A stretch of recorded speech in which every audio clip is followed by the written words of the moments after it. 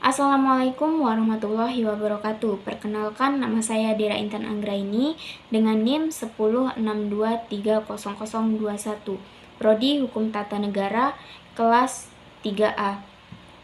Di sini saya akan memaparkan materi tentang delik untuk memenuhi tugas mata kuliah Hukum Pidana dengan dosen pengampu Bapak Muhammad Aiman SH MH. Untuk yang pertama, saya akan menjelaskan delik secara sederhana. Delik secara sederhana didefinisikan sebagai perbuatan yang melanggar hukum dan diancam dengan pidana berdasarkan ketentuan hukum yang berlaku. Definisi ini menekankan dua unsur penting, yaitu yang pertama, adanya perbuatan yang melawan hukum, dan yang kedua, adanya ancaman pidana. Selanjutnya, saya akan menjelaskan tentang jenis-jenis delik atau tindak pidana. Dalam sistem hukum pidana, delik atau tindak pidana diklasifikasikan berdasarkan berbagai kriteria untuk memahami karakteristik dan konsekuensi hukumnya.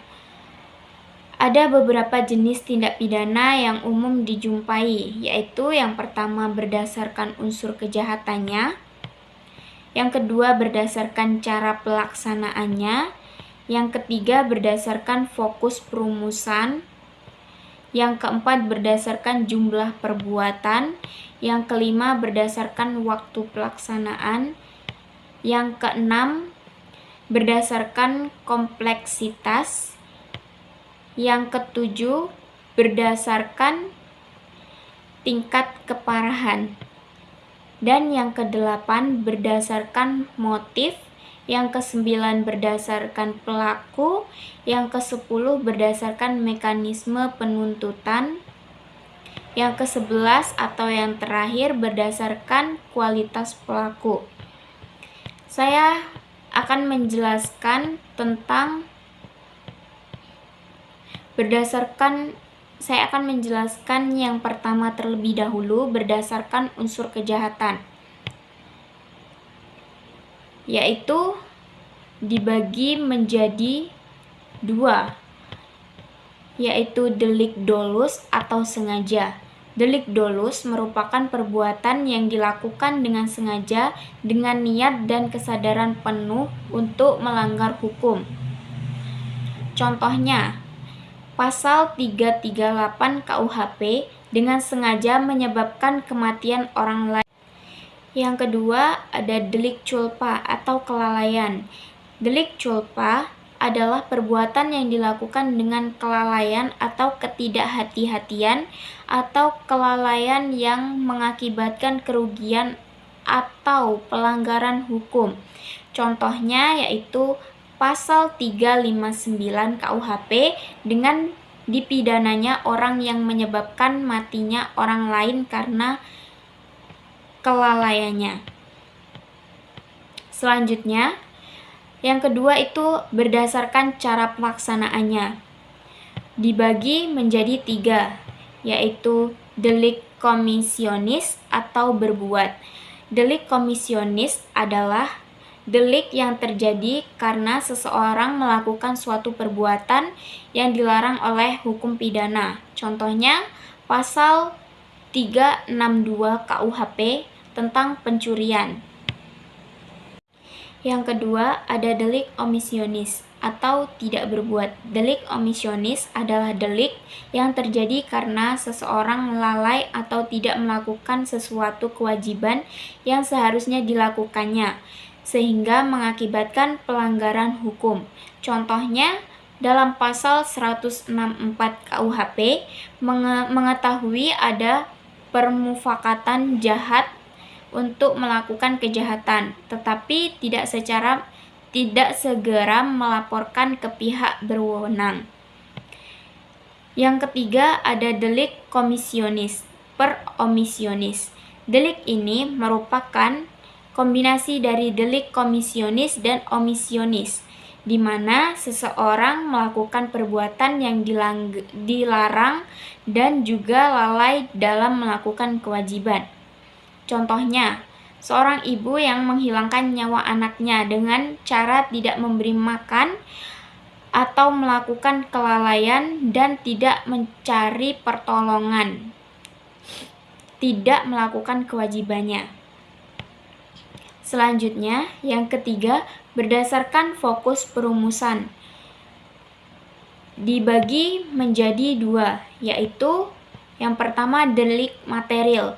Delik material berfokus pada akibat yang ditimbulkan oleh perbuatan. Contohnya, dalam pasal 338 KUHP, pembunuhan akibatnya adalah kematian. Yang kedua ada delik formal. Delik formal berfokus pada perbuatan yang dilakukan terlepas dari akibatnya. Contohnya, pasal 362 KUHP tentang pencurian atau perbuatannya adalah mengambil barang milik orang lain. Selanjutnya, yang keempat berdasarkan jumlah perbuatannya. Dibagi menjadi dua, yaitu yang pertama delik mandiri. Delik mandiri adalah delik yang terdiri atas satu perbuatan tertentu. Contohnya, mencuri sepeda, mengemudikan mobil tanpa lampu di malam hari. Yang kedua itu ada delik berlanjut. Delik berlanjut adalah delik yang terdiri atas beberapa perbuatan berlanjut. Contohnya dalam pasal 64 KUHP perbuatan berlanjut. Selanjutnya yang kelima berdasarkan waktu pelaksanaannya. Dibagi menjadi dua, yaitu delik berakhir. Delik berakhir adalah delik yang selesai ketika dilakukan. Contohnya, pembunuhan, pencurian, pembakaran. Yang kedua, ada delik berkesinambungan. Delik berkesinambungan adalah delik yang dilakukan untuk melangsungkan keadaan yang dilarang. Contohnya, dalam pasal 221 KUHP, menyembunyikan orang jahat. Selanjutnya, yang keenam berdasarkan kompleksitas. Dibagi menjadi dua, yaitu yang pertama delik tunggal. Delik tunggal adalah delik yang selesai dengan satu kelakuan. Contohnya, pasal 362 KUHP. Yang kedua, delik majemuk. Delik majemuk adalah delik yang terdiri atas satu atau lebih perbuatan yang dipersatukan. Contohnya dalam pasal 480 dan 481 KUHP, penandahan.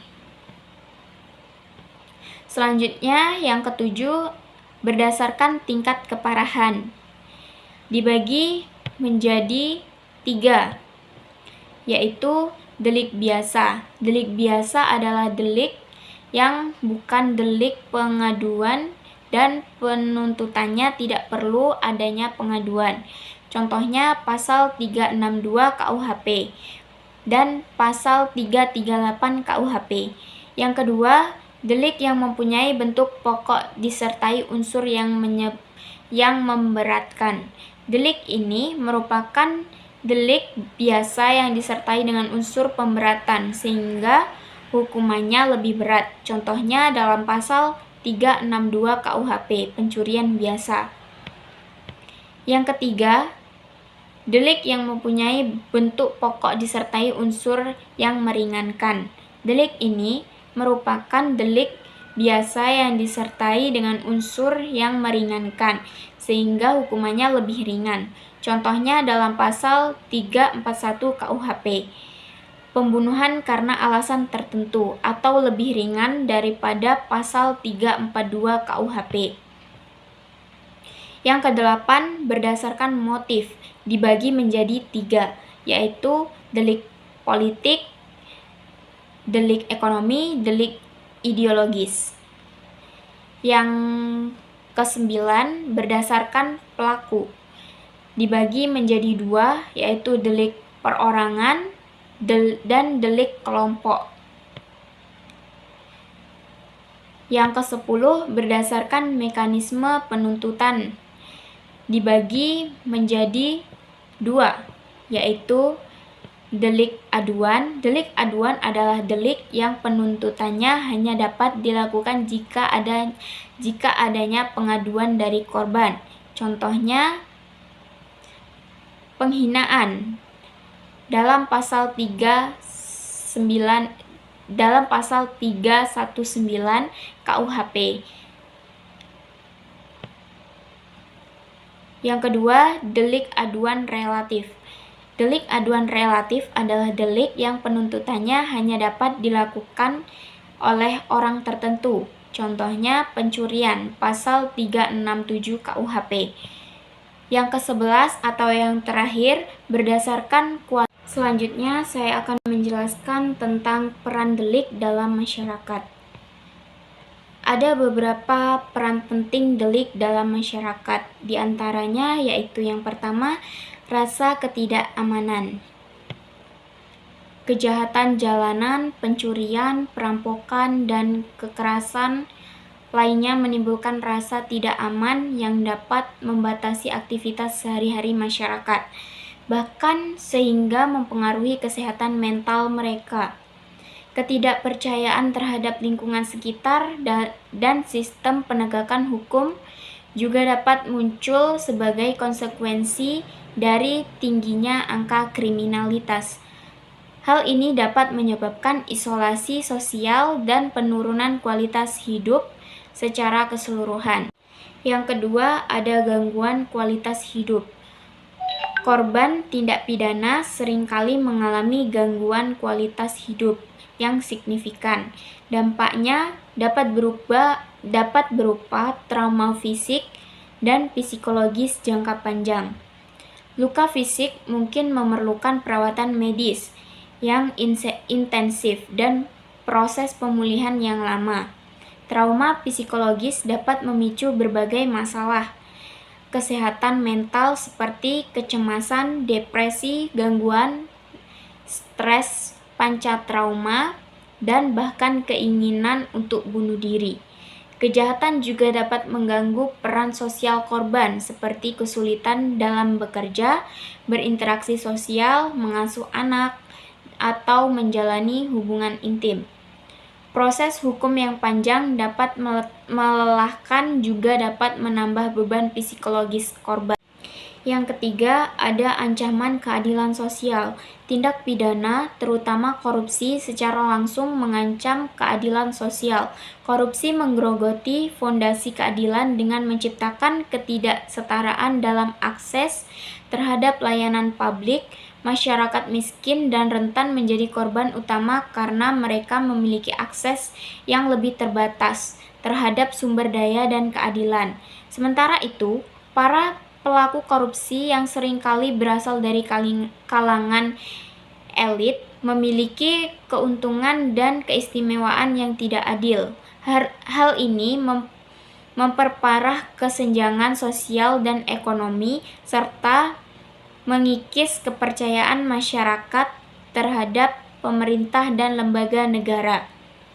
Yang keempat atau yang terakhir, dampak ekonomi. Korban kejahatan dapat mengalami kerugian finansial akibat kehilangan harta benda, biaya pengobatan, dan hilangnya pendapatan. Pada tingkat nasional, korupsi dan kejahatan ekonomi lainnya dapat menghambat pertumbuhan ekonomi. Investasi asing dan domestik dapat menurun karena ketidakpastian hukum dan resiko kerugian.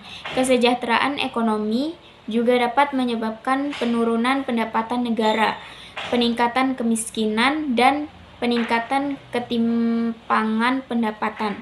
Sumber daya yang seharusnya digunakan untuk pembangunan dan kesejahteraan masyarakat justru tersedot untuk menangani dampak negatif dari tindak pidana.